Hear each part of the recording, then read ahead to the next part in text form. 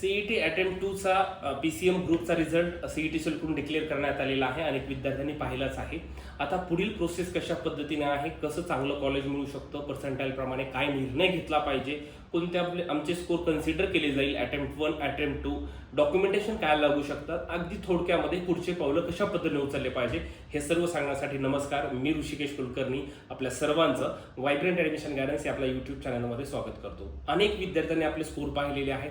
यावेळेस देखील आपण काही विद्यार्थ्यांचे स्कोर पाहिलेले आहेत की स्कोर चांगला आहे, पर्सेंटाईल कमी आले. गेल्या अटेम्प्टला स्कोर चांगला होता, स्कोर बऱ्या म्हणजे सपोज आता माझ्याकडे एक एक्झाम्पल आहे, 60 स्कोर होता, त्याला पर्सेंटाईल फर्स्ट अटेम्प्टला 72 आले आणि आता 70 स्कोर आलेला आहे तर पर्सेंटाईल आले 61. असे अनेक विद्यार्थ्यांसोबत झालेलं आहे. हे नॉर्मलायझेशन मेथड असतं. या प्रोसेसमधून आपल्याला काही करता येणार नाही आणि फर्स्ट जेव्हा अटेम्प्ट आलेला होता त्यावेळेस आपण काही ग्रीव्हन्सेस देखील रेज केलेले होते, परंतु त्याच्यावर काही आन्सर आलेले नाही. पण it's a part of process. आता आपल्याला पुढील विचार करावा लागेल की आलेल्या पर्सेंटाईल प्रमाणे मला चांगलं कॉलेज कसं मिळेल, मला ब्रांच कशा पद्धतीने मिळू शकते, थोडक्यामध्ये आता कोणत्या प्रोसेसमधून आम्हाला जावं लागेल, ह्या सर्व गोष्टी आता आपण स्टेप बाय स्टेप क्लिअर करणार आहे. व्हायब्रंटमध्ये इंजिनिअरिंग काउन्सिलिंगला सुरुवात झालेली आहे. आजच आपले सीट एनरोल करा आणि पुढील ऍडमिशन प्रोसेससाठी टेन्शन फ्री राहा. व्हायब्रंटचं लातूर, बीड, बारामती, नांदेड, पुणे, छत्रपती संभाजीनगर आणि नाशिकमध्ये ब्रांच आहे. आता मी जी तुम्हाला प्रोसेस सांगतोय ते A to Z process start पासून एंड पर्यंत अगदी घर बसल्या ठिकाणी व्हायब्रंट मधून तुम्हाला सर्व विद्यार्थ्यांना कंप्लीट करून देण्यात येते.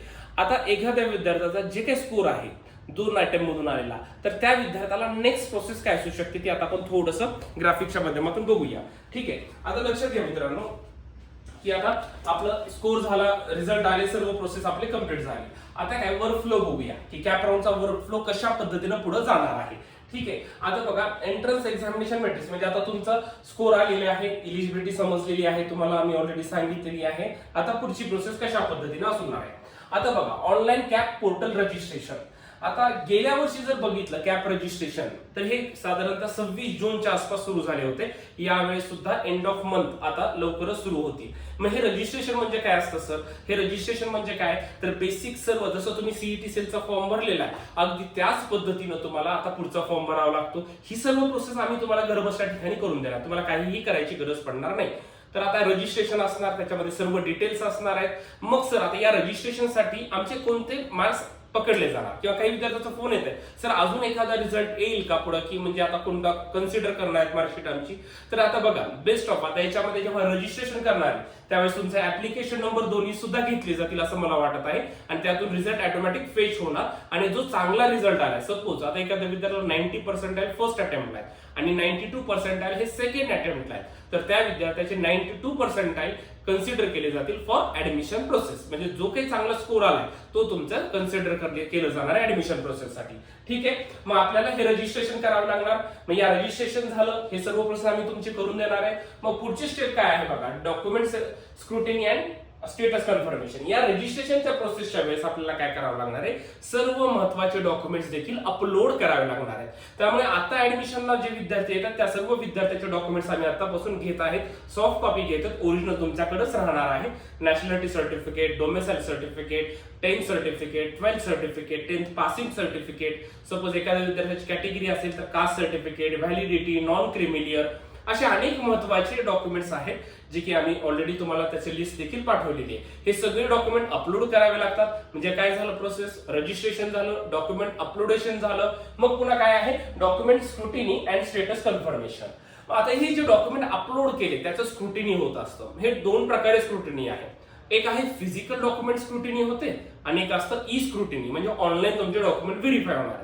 रजिस्ट्रेशनच्या वेळेस जे डॉक्युमेंट तुम्ही अपलोड केले जर तुम्हाला फिजिकली जाऊन व्हेरीफाय करायचे असतील तर रजिस्ट्रेशनच्या वेळेसच आम्ही तुम्हाला विचारतो, तिथे एक तुम्हाला स्लॉट दिला जातो, नियर बायचे कॉलेज तिथे असतं, तिथे जाऊन तुम्हाला त्या स्लॉटच्या टायमिंग प्रमाणे सर्व ओरिजिनल डॉक्युमेंट जे आपण अपलोड केलेले ते जाऊन तिथे तुम्हाला व्हेरीफाय करून घ्यावे लागतात. व्हेरीफाय केल्यानंतर तुम्हाला त्यांचं स्टेटस कन्फर्मेशन एक पेज मिळतं त्यांच्याकडून आणि ते पेज तुम्हाला ऍडमिशन प्रोसेससाठी खूप जास्त महत्वाचं असतं.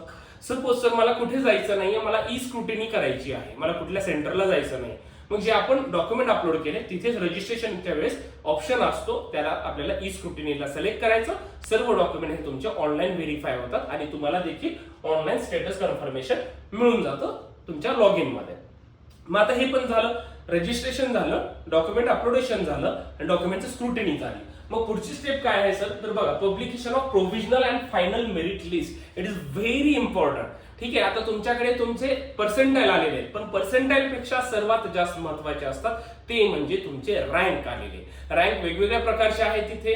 सेंट्रल म्हणजे तुमचा जनरल रँक आलेला असतो, मेरिट नंबर ओव्हरऑल आलेला असतो, कॅटेगरी मधला रँक आलेला असतो. यातला कुठला रँक महत्वाचा आहे ह्या सगळ्या गोष्टी तुम्हाला मी सांगणार आहे. तर हे सर्वात जास्त महत्वाचे असतात रँक्स. आधी काय होतं, याच्यानंतर डॉक्युमेंट व्हेरिफिकेशन नंतर एक प्रोव्हिजनल मेरिट लिस्ट लागते, ज्यामध्ये तुमच्या सर्व डिटेल्स तुम्हाला दिसतात, तुमचा रँक समजतो, आणि त्यानंतर एक फायनल मेरिट लिस्ट येते. जर काही त्याच्यामध्ये स्क्रुटिनी असेल, काही चुकलं असेल तर ते करेक्शन करून एक फायनल मेरिट लिस्ट लागते. मग या मेरिट नंबर प्रमाणे आम्ही तुम्हाला एक्झॅक्टली सांगतो की पुढची प्रोसेस कशी, कुठलं कॉलेज मिळू शकतो तुम्हाला, कोणती ब्रांच मिळू शकते. ह्या सर्व गोष्टी आपल्याला जास्त क्लिअर केव्हा होतात, जेव्हा हे प्रोव्हिजनल आपले रँक सर्व येणार आहे. मग आता त्याच्यानंतर पुढची प्रोसेस काय असते, that is very important process, that is option form choice submission.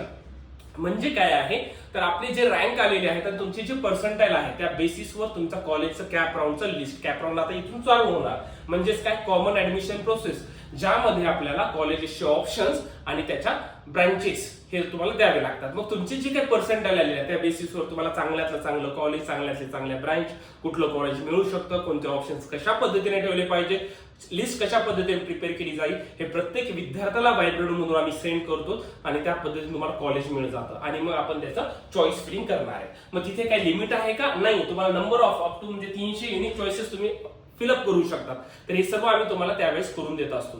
ठीक आहे, आणि मग ते झाल्यानंतर पुढचं काय असतं, सीट अलोकेशन मॅट्रिक्स राऊंड 1, 2, 3. मग आता तुम्हाला त्याचे राऊंडचे रिझल्ट लागत जाणार आणि मग त्याच्यानुसार आपल्याला चांगल्यातलं चांगलं कॉलेज मिळत जातं. आता मित्रांनो तुम्हाला इथं थोडक्यामध्ये सांगतो. आता आपण हा सिनेरिओ बघितला असेल. महत्वाचं काय असतं, कॅप राऊंड सर्वात जास्त महत्वाचा. रँक आल्यानंतर तुमची पुढची ऍडमिशन प्रोसेस सर्वात जास्त महत्वाची. तुम्हाला कोणतं कॉलेज मिळून जातं, अगदी तुम्ही ऐकलं असेल, कमी पर्सेंटाईलला सुद्धा चांगलं कॉलेज मिळाले, चांगली ब्रांच मिळाली, 100% मिळत असतं तसं. आणि व्हायब्रंटमध्ये पूर्ण टेक्निकल टीम आहे, अगदी आम्ही तुम्हाला शेवटपर्यंत पूर्ण काउन्सिलिंग करून देतो, चांगल्यातलं चांगलं कॉलेज मिळवून देत असतो. मग आता हे राऊंड 1चं चॉईस फिलिंग केलं, एखादं कॉलेज मिळालं, ते कॉलेज हातात ठेवून राऊंड 2 अटेंड करायचा असतो, राऊंड 3 असतो, राऊंड 4 असतो. एकूण 4 कॅप राऊंड आहेत आणि सर्वात शेवटी एक स्पॉट राऊंड असतो. या स्पॉट राऊंड पर्यंत आम्ही तुमची सर्व ऍडमिशन प्रोसेस करून देतो. स्पॉट राऊंडला देखील अनेक विद्यार्थ्यांना चांगलं कॉलेज, चांगली ब्रांच मिळत असते. दरवर्षी तुम्ही देखील ऐकलं असेल, पाहिलं असेल.